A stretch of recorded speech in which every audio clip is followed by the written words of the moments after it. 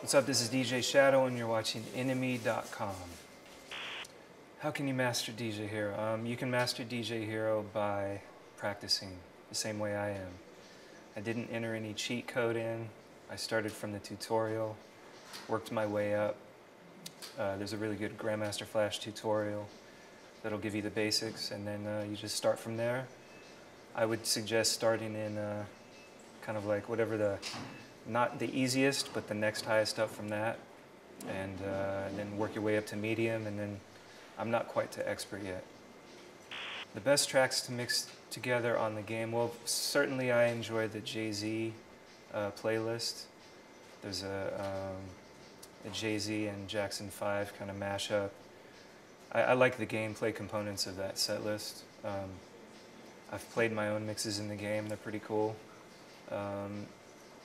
I don't know that there's like any one mix that I would call out as being my favorite, but those are the ones I do like to play. I wouldn't say that I have a specific secret tip, but the thing that took me a while to figure out was when to let go of the button when I'm scratching.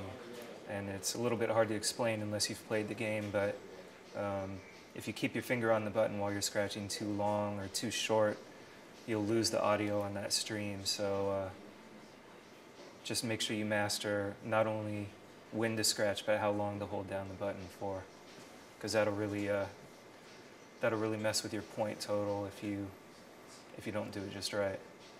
The unlocking components of the game basically give you access to different venues, different headphone selection, different gear you can wear, different characters you can play, and access to different mixes. So you really have to kind of start from the beginning and work your way through, and you're rewarded constantly. You basically build up stars, and the star count unlocks the different characters that you can play. And when different characters are unlocked, for example Jazzy Jeff or DJ AM or whoever, then you're also given access to different mixes and different gear you can wear and things like that. This is all, of course, assuming that I'm some kind of grandmaster, which I'm not.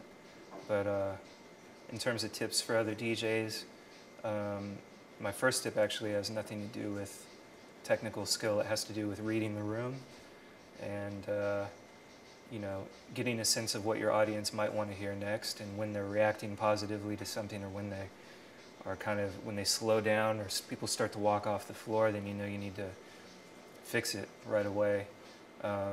And to that extent, try not to be too hard and fast in what you brought and trying to make people conform to what you want them to hear. There's always got to be a little bit of give and take. I personally don't like to necessarily cater to the audience.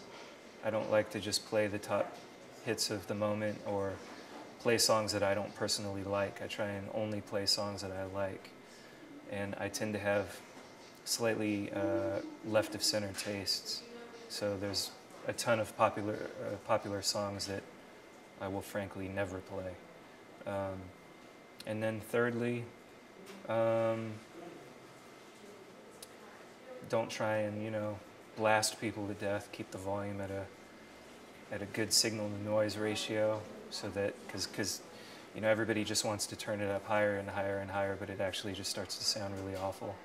So having a little bit of restraint in that department goes a long way. I suppose my biggest tip would be find the music that compels you and the music that you want to share with people, and don't copy other people's style. Take that sound, take that energy that you want to expose people to, and put together a set and put together a style that best complements that music and that energy, whether that be drum and bass, or whether it be dubstep, or whether it be hip-hop, or whether it be house.